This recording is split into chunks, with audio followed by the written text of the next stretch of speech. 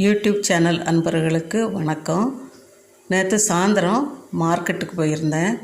அப்போது மீன் ஃப்ரெஷ்ஷாக இறங்கிட்டு இருந்தது. சரி பரவாயில்ல, கம்மி விலை தானே அப்படின்னு சொல்லிவிட்டு ஒரு 1/2 கிலோ மீன் வாங்கினேன். அந்த மீன் நைட்டு வச்சா சரியாக வராது அப்படிங்கிறதுக்காண்டி அதை க்ளீன் பண்ணி ஃப்ரிட்ஜில் ஸ்டோர் பண்ணி வச்சுட்டேன். இந்த ஸ்டோர் பண்ணி வச்சது தாங்க இது. அப்படியே மீனும் சேர்ந்து ஐஸ் ஆன மாதிரியே இருக்குது.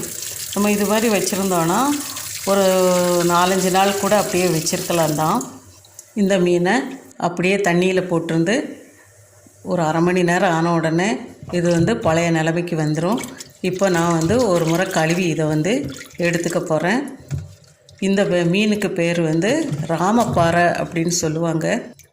இந்த மீனுடைய தலையை பிச்சுட்டு தாங்க நான் குழம்பு வைக்க போகிறேன். இந்த குழம்பு வைக்கிறது எப்படின்னு பார்க்கலாம்.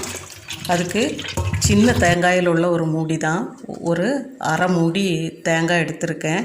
அது கூட 10 சின்ன வெங்காயம் எடுத்திருக்கேன். அதை இப்படி குறுக்கால நறுக்கி வச்சுருக்கேன். அதை பல்ஸ் பண்ணி போடுறதுக்காண்டி தான். அதிகம் புளிப்பு இல்லாத மாங்காயாக ஒரு சின்ன மாங்காய் எடுத்து அதையும் நறுக்கி வச்சுருக்கேன்.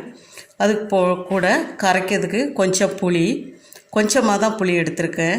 அதை வெந்நீரில் ஊற வச்சுருக்கேன். இப்போ அடுத்து அதுக்கு உண்டான சேர்வகை என்னென்னு பார்ப்போம். ஒரு மண்சட்டியில் மஞ்சத்தூள் போடுதேன்.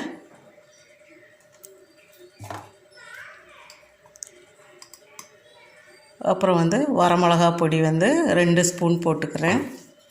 மல்லிப்பொடி 1/2 ஸ்பூன் போட்டுக்கிறேன். பல்ஸ் பண்ணின வெங்காயம் போட்டுக்கிறேன். சின்ன தக்காளியாக 2 தக்காளி ரொம்ப பொடிசாக நறுக்கி வச்சுருக்கேன், அதையும் அதில் போட்டுக்கிறேன்.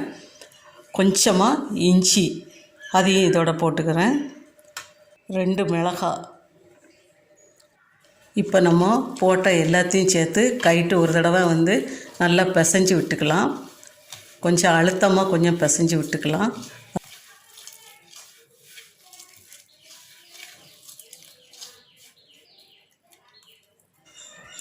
கரைச்சி வச்சுருக்க புளியும் இது கூட விட்டுக்கிடுவோம்.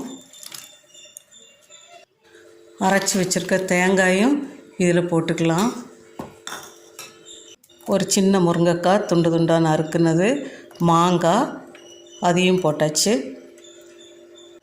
இப்போ இந்த மீனுக்கு போடக்கூடிய சேர்வகை எல்லாமே சேர்த்தாச்சு. இப்போ கையை வச்சு ஒரு முறை நல்லா கலக்கி விட்டுக்கலாம்.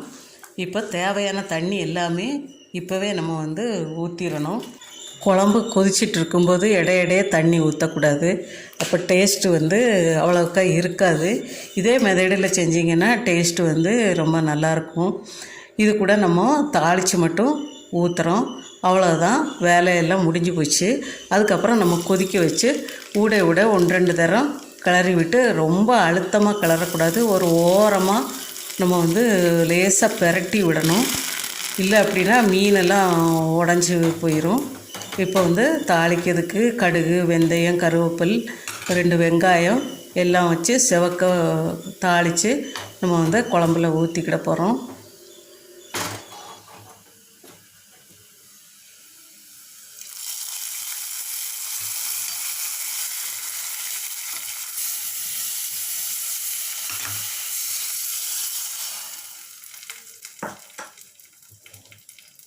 தாளித்து விட்டாச்சு. இந்த குழம்புக்கு தேவையான உப்பு போட்டுக்கலாம்.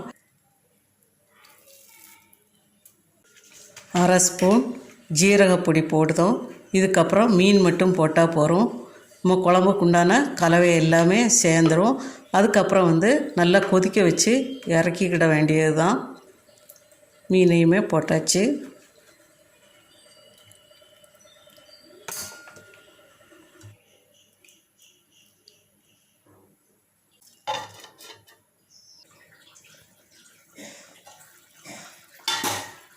குழம்பு கொதித்ததுக்கப்புறம் சிம்மிலே வச்சு கொதிக்க விடணும்.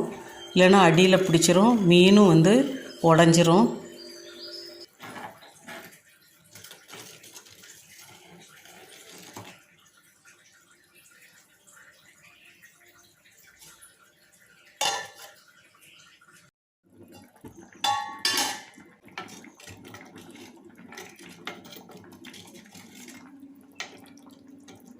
இப்போது நம்ம குழம்பு ரெடி ஆயிடுச்சு. இப்போ வந்து நம்ம சாப்பிட்டுக்கலாம். மீன் எல்லாமே உடையாமல் அப்படியே கிடக்குது.